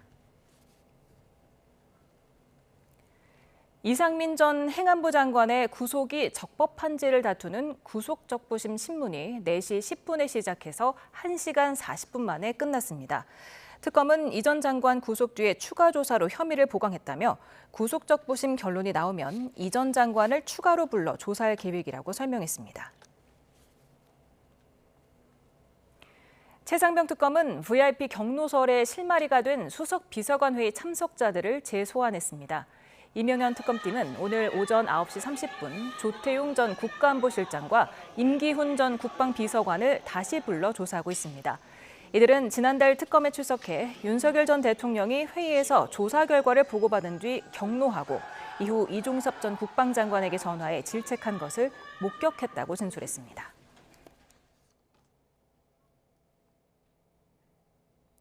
포스코 ENC 감전 사고를 수사하는 경찰이 노동자의 장화 등 안전장비가 절연 기능이 있는지 확인하기 위해 국과수 감식을 의뢰했습니다. 경찰은 사고 당시 현장에 전력이 차단되지 않았던 점도 조사에 나섰습니다. 유서현 기자입니다. 경찰이 포스코 ENC 광명 서울고속도로 공사 현장에서 감전 사고를 당한 30대 이주 노동자의 안전장비를 국립과학수사연구원에 보냈습니다. 사고 당시 착용한 것으로 보이는 장갑과 장화인데 실제 절연 기능이 있는지 정밀 감식에 들어갈 예정입니다. 현재 의식불명 상태인 사고 노동자의 착용 장비는 포스코 측의 과실 여부를 가릴 주요 단서로 꼽힙니다. 산업안전보건규칙상 사업주는 감전 위험 작업 노동자에게 절연용 보호구를 지급하고 착용하도록 해야 하기 때문입니다. 지금까지 경찰 조사에서는 일반 목장갑이 지급됐다는 현장 노동자 진술이 나왔습니다. 경찰 관계자는 사고 노동자가 착용한 것으로 추정되는 장갑 역시 시중에서 흔히 볼 수 있는 일부가 붉은색으로 코팅된 목장갑이었다고 설명했습니다. 경찰은 사고 당시 전력이 차단되지 않은 이유도 집중적으로 들여다보고 있습니다. 당시 물웅덩이에 설치된 양수기에 문제가 생겨 조치하던 상황이었는데 전원을 끄지 않았다는 진술이 나온 겁니다.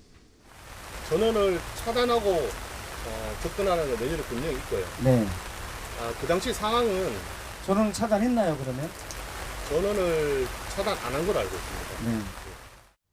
이에 따라 경찰은 현장에서 관련 매뉴얼을 지키지 않았는지, 감전 방지용 누전 차단기가 고장났는지 등을 조사 중입니다.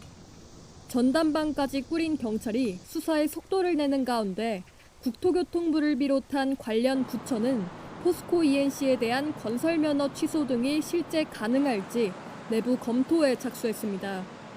YTN 유서연입니다. 최근 스토킹, 교제폭력 등 특정한 관계를 바탕으로 반복되는 이른바 관계성 범죄가 잇따르자 경찰이 112 신고 접수 단계부터 대응을 강화하고 나섰습니다.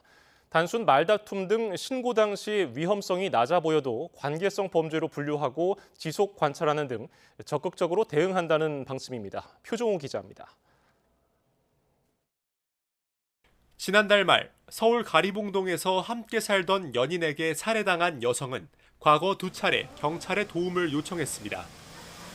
하지만 범행 닷새 전 112 신고 당시 경찰은 말다툼이 잘 해결됐다는 피해 여성의 말에 사건을 종결했습니다. 2년 전에도 경찰은 신고를 받고 출동해 교제폭력 사실을 확인했지만 관계성 범죄 관리 시스템에 따로 등록하지 않았습니다. 범행 저지른 이유가 무엇인가요? 피해자가 사망할 수 있다는 거 인지하셨나요? 인지 못하죠. 첫 신고부터 적극 대응하고 지속 관리했어야 한다는 지적이 잇따른 가운데 경찰이 112 신고 단계부터 대응을 강화하기로 했습니다. 서울경찰청은 단순 말다툼 신고나 과거에 입은 피해를 상담하는 경우 등 현재 위험성이 낮은 경우라도 관계성 범죄로 지정하도록 일선 경찰서에 지시했습니다. 관계성 범죄로 분류되지 않은 경우 경찰이 나중에 피해자에게 연락해 상황 변화나 추가 피해 여부를 확인하는 등 지속적인 관리가 어렵기 때문입니다. 또 단순 상담 등 경찰이 직접 출동하지 않은 경우라도 접수 단계에서 관계성 범죄인지 적극 확인하고 신고 당시 관계성 범죄로 분류되지 않았더라도 수사 과정에서 관련 범죄로 확인되면 반드시 관계성 범죄로 지정해 사후 관리가 가능하게 하라고 지시했습니다. 전문가들도 스토킹 범죄는 범행 초기부터 적극 대응하고 지속 관리할 필요가 있다고 지적합니다. 스토킹 처벌법 위반으로 교정시설에 수감된 112명을 분석한 결과 이별을 받아들이지 못하고 집착하는 이른바 거절형 스토커가 76명으로 가장 많았는데 이들 중 71%는 1년 이상 스토킹을 지속했고 61%는 전화나 문자에서 점차 위협과 폭력을 동반하는 등 시간이 갈수록 범행 수위가 높아졌습니다. 관계를 소유로 생각하고 거기에 집착과 폭력을 드러내는 방식들이 충족될 때까지 나름의 의사소통을 시도하는 것으로 이해할 수 있거든요. 욕구가 충족될 때까지 자신만의 일방적 의사소통을 시도할 수밖에 없는.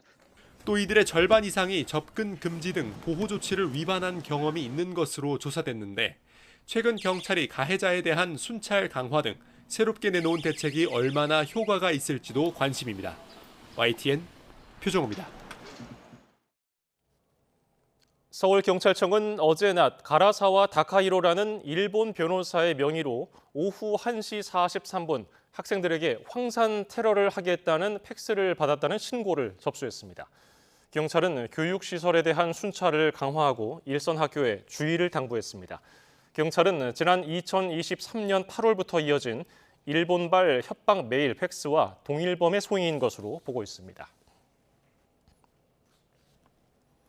오늘 오전 9시 10분쯤 경기 파주시 법원읍에 있는 세탁 공장에서 40대 남성 노동자 A씨의 몸에 불이 붙었습니다. A씨는 이 불로 전신에 2에서 3도 화상을 입고 병원으로 이송됐고 의식이 없는 상태인 것으로 전해졌습니다. 경찰은 현장 감식과 관계자 진술을 토대로 불이 시작되고 신체에 번진 경위를 조사하고 있습니다. 오늘 낮 1시 40분쯤 경기 오산시 내산미동에 있는 아파트 단지에서 사다리차가 넘어졌다는 신고가 접수됐습니다. 다친 사람은 없었는데 소방은 사다리차가 이사를 마치고 사다리를 접는 과정에서 균형을 잃고 넘어진 것으로 보고 있습니다. 중국에서 승객을 태운 무인 자율주행 택시가 3m 깊이 구덩이에 빠지는 사고가 났습니다. 누적 안전주행거리 1억 7천만 킬로미터라고 자랑하던 기종인데 안전성에 물음표가 따라붙게 됐습니다. 베이징 강정규 특파원입니다. 차 한 대가 옆으로 넘어진 채 구덩이에 처박혔습니다. 행인들이 탑승객을 구하러 문 손잡이를 당겨보지만 열리지 않습니다. 스스로 차에서 탈출한 여성은 구덩이 위에서 내려준 사다리를 타고 밖으로 빠져나옵니다.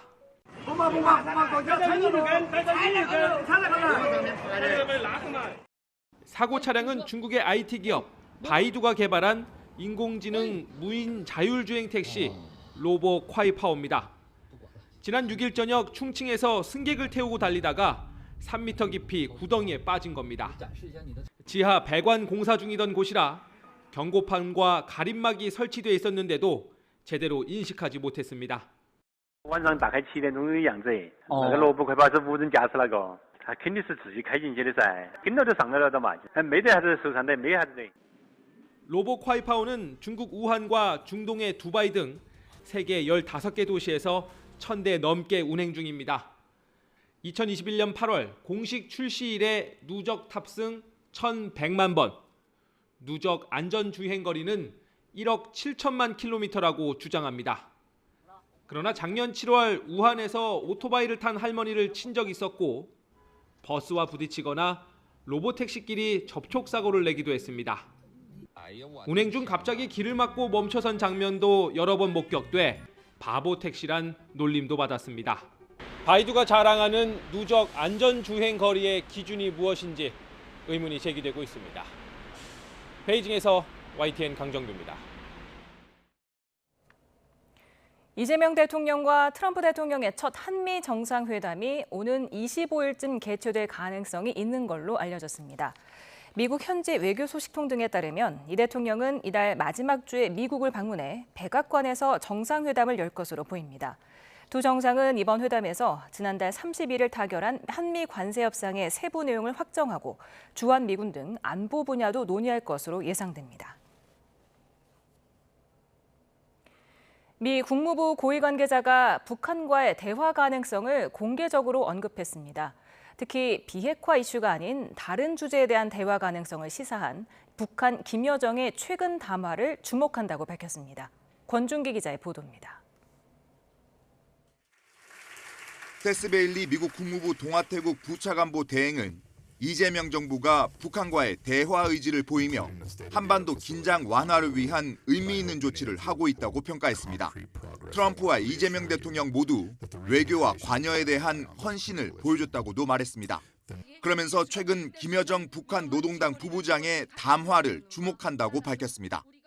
We have also seen high-level statements from the DPRK leadership, including recent statements from Kim Yo-jong, which we note with interest. 김여정 부부장의 최근 담화에는 핵보유국 지위를 부정하는 어떤 시도도 배격한다며 새로운 사고로 접촉하라는 메시지가 담겼습니다. 비핵화 협상에 응하지 않겠다는 기존 입장을 재확인하면서 핵 군축 등 다른 목적의 대화에 나설 수 있다는 뜻을 내비친 겁니다. 한국전 참전용사 유해 송환 상황을 설명하기 위해 브리핑에 나선 베일리 대행은 미군 장병 유해 송환이 미국의 우선순위라는 점을 분명히 했습니다.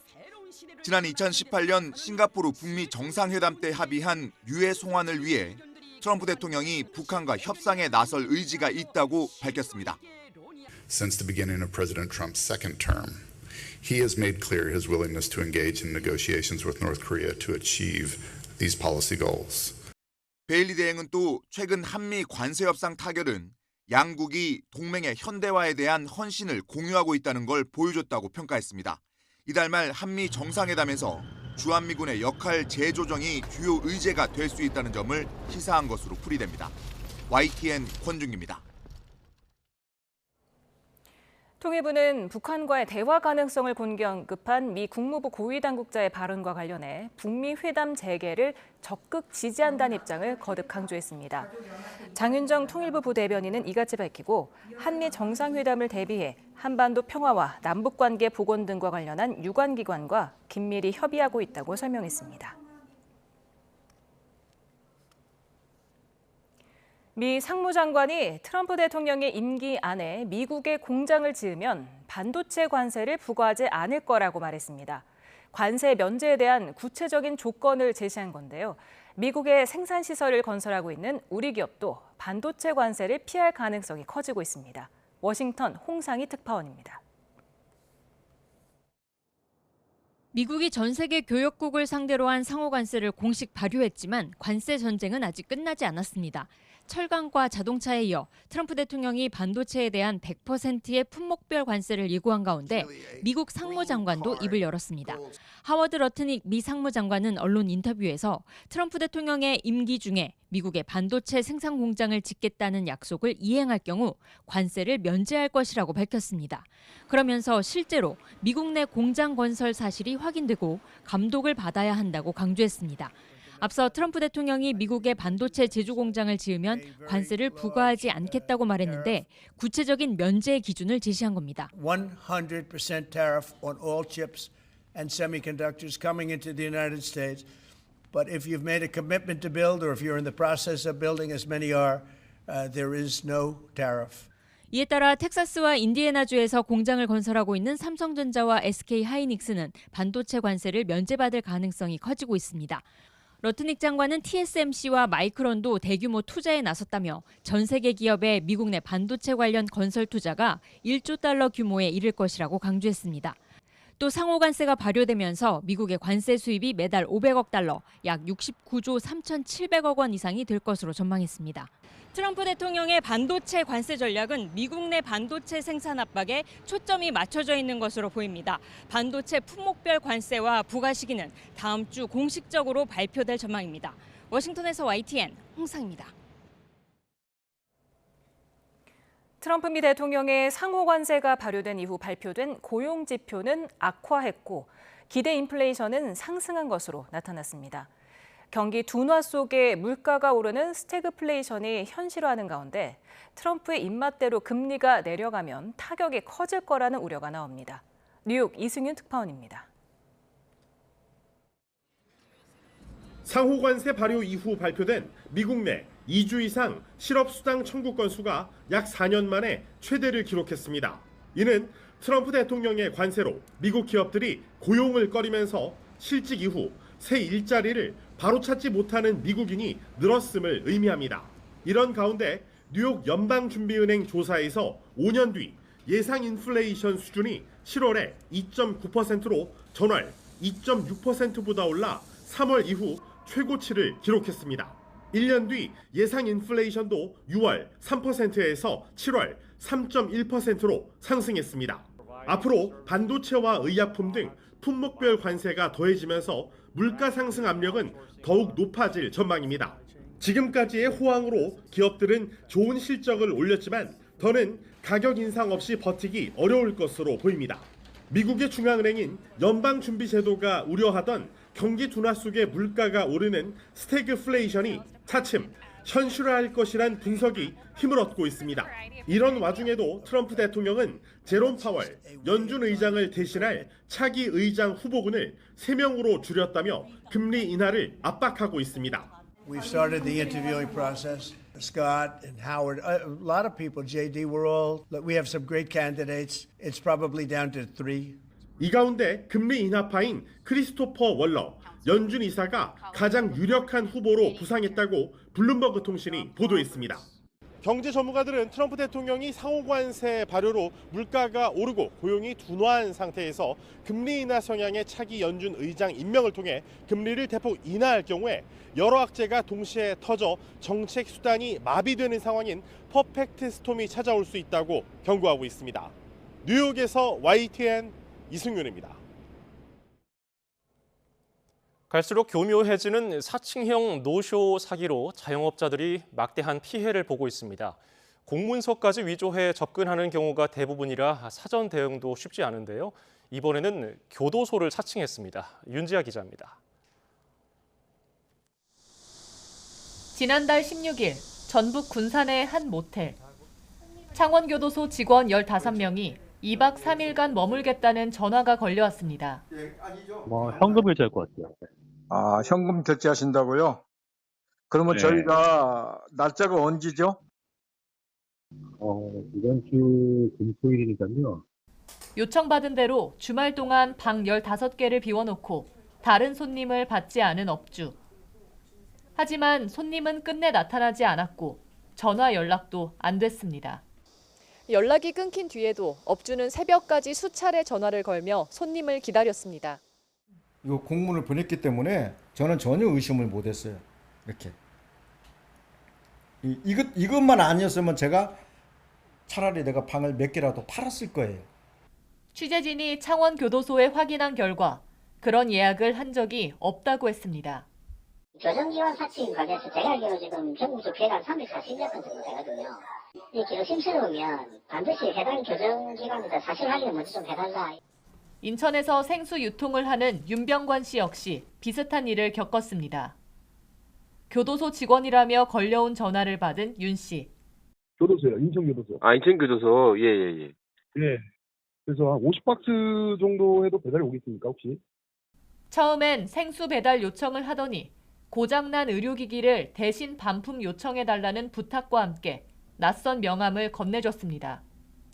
윤 씨는 이상하다는 생각에 직접 인천교도소에 확인 전화를 걸어 사기임을 알아차렸고 금전 피해를 가까스로 피했습니다. 생수 주문자와 의료기기 판매자가 결국 한패였던 건데 조직적으로 사기를 벌이려던 정황이 드러났습니다. 내일 감사가 있는데 이 물건을 구입을 했는데 이 물건이 좀 하자가 있는 것 같아가지고 뭐 이렇게 바꿔달라고 요청을 하려고 하는데 이분 전화를 안 받는다 뭐 그런 요지예요. 요지는. 난 그 사람이 한패일 거라고는 꿈에도 생각 못했고. 전북경찰청에 따르면 올해 상반기에 접수된 노쇼 사기 피해 신고는 전북에서만 162건. 이 중 교정기관 사칭 사례는 48건으로 전체의 30%를 차지합니다. 실제 기관 이름과 로고까지 위조해 접근하는 사칭형 노쇼 사기. 경찰, 교정기관 등 정부 공공기관에서는 직접 전화를 해서 주문하는 사례 등이 절대 없습니다. 이런 전화가 오면 직접 해당 기관에 전화해서 사실 확인을 하는 게 필요할 것으로 보여집니다. 전문가는 초반 대응이 중요한데 예약금을 받아놓고 위약금 조항을 고지하거나 통화, 문자 기록을 보존하는 등 자영업자들이 자체적인 피해 예방 조치를 취해야 한다고 조언했습니다. YTN 윤지아입니다. 경기 의정부 경찰서는 잠자던 남편에게 흉기를 휘두른 혐의로 러시아 국적의 20대 여성 A씨를 체포했습니다. A씨는 오늘 새벽 2시쯤 의정부 자택에서 술을 마시고 자고 있던 30대 남편의 다리와 팔을 흉기로 찌른 혐의를 받습니다. 피해자는 생명에는 지장이 없는 것으로 파악됐으며 경찰은 A씨를 상대로 자세한 사건 경위를 조사할 계획입니다. 경기 이천경찰서는 조건 만남을 미끼로 성인 남성을 유인해서 가두고 돈을 뜯어낸 혐의로 남고생 2명과 여중생 1명을 체포했습니다. A군 등은 어제 새벽 0시 20분쯤 조건 만남 사이트를 통해서 20대 남성 B씨를 경기 이천시에 있는 모텔로 유인한 뒤에 60만 원가량 빼앗은 혐의가 있습니다. 성매매 사실을 폭로하겠다고 협박했는데 은행 문이 열릴 때까지 8시간가량 피해자를 차에 가두고 대출까지 받게 하려 한 것으로 조사됐습니다. 몇 년째 부동산 침체기에서 벗어나지 못한 부산에 최근 최고급 아파트가 잇따라 분양에 들어갔습니다. 3.3제곱미터당 평균 분양가가 5천만 원을 넘긴 아파트도 처음 나왔습니다. 시장 반응에 관심이 쏠립니다. 김정호 기자입니다. 청약을 앞둔 아파트 견본주택입니다. 부산 중심 서면에 건설사가 최고급 내장재와 시설 등을 적용한 이른바 하이엔드 아파트입니다. 분양 가격이 주변 시세보다는 비싸지만 상품성이 충분하다는 게 건설사 판단입니다. 부산 최고의 중심지인 서면 지역에 공급되는 최초의 하이엔드 아파트로서 여러 편리한 인프라와 더불어 여러 편리한 상권과 결합돼서 앞서 부산 지역 공공기업 협상 첫 사례인 제송동 컨테이너 야적장 부지 아파트도 하이엔드를 표방하며 평균 분양가 4,400만 원이 책정됐습니다. 지난달 말 견본주택을 공개해 청약 일정에 들어간 남천동 아파트 역시 하이엔드 브랜드로 부산에서 처음 평균 분양가가 5천만 원을 넘어서기도 했습니다. 최고급이라고는 하지만 시장이 바로 받아들이기에는 다소 부담스러운 수준입니다. 주변 아파트와 비교해서 가격 차이가 많이 나고 있기 때문에 이 하이엔드 아파트를 이제 선택을 할 수 있는 수요는 상당히 제한적이다라고 볼 수 있습니다. 하지만 양극화가 두드러지는 추세 속에서 당장은 미분양이 발생해도 입주 시기 전까지 해소될 거라는 전망도 있습니다. 실제로 고분양가 논란에 미분양이 속출했던 해운대 LCT는 현재 실거래 가격이 분양가의 2배 수준까지 올랐습니다. 3년 넘게 내림세를 보였던 부산 지역 아파트 매매 가격은 최근 주거 선호 지역을 중심으로 반전 기미가 나타나기 시작했습니다. 이런 상황에서 연이어 등장한 최고급 아파트가 시장에서 어떤 평가를 받을지, 부동산 시장에는 어떤 영향을 줄지에 관심이 쏠립니다. YTN 김종호입니다. 1차 민생회복 소비 쿠폰의 신청률이 18일 만에 95%를 넘어섰습니다. 행안부는 오늘 0시 기준 전체 대상자의 95.2%인 4,818만 명이 신청해서 8조 7,232억 원이 지급됐다고 밝혔습니다. 서울 어린이대공원에 멸종 위기종인 유라시아 수달 쌍둥이가 태어났습니다. 동물원 역사상 처음 있는 경사라서 아기 수달들에게 이름을 지어주는 이벤트도 진행한다고 합니다. 김진두 기자입니다. 옹기종기 모여 몸을 비비는 아기 수달 쌍둥이. 꼭 붙어 꾸물거리는 모습이 사랑스럽습니다. 엄마 수달은 미꾸라지가 담긴 대야를 옆에 둔 채 새끼들에게 젖을 먹이느라 여념이 없습니다. 배불리 먹은 아기들을 위해 엄마 수달은 새끼의 목을 조심스럽게 물고 안전한 보금자리로 옮깁니다. 서울 어린이대공원 동물원에 천연기념물이자 멸종위기 야생동물 1급인 유라시아 수달 쌍둥이가 태어났습니다. 대공원 개원 이래 처음 있는 경사입니다. 지난 2024년 6월 대전과 부여에서 발견된 뒤 대공원에 기증된 아빠 수돌과 엄마 달순이 낳은 새끼들입니다. 자연 서식지에 가까운 생태형 수달사를 조성해 서식지 환경을 마련해 왔고요. 체계적 관리가 뒷받침이 지금처럼 잘 유지만 된다면 도시명 동물원에서도 멸종위기종의 보전과 생명 탄생이 가능하다는 것을 보여줍니다. 서울 어린이대공원은 건강하게 자라고 있는 쌍둥이 수달을 오는 10월부터 시민들에게 공개할 예정입니다. 이에 앞서 12일부터는 시민들과 함께하는 아기 수달 이름 짓기 온라인 이벤트도 진행합니다. YTN 김진두입니다.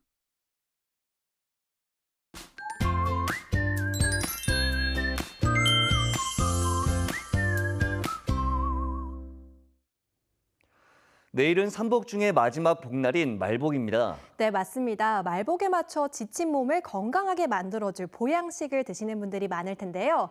체질에 따라 더 도움이 되는 음식들이 있습니다. 네, 우선 소음이는 닭고기나 찹쌀, 부추 등 따뜻한 성질의 음식이 좋고요. 소양이는 돼지고기나 오리고기, 전복 등 차가운 성질의 음식이 좋습니다. 그리고 에너지 대사 소비가 늦은 태음이는 소고기나 더덕이 좋고요.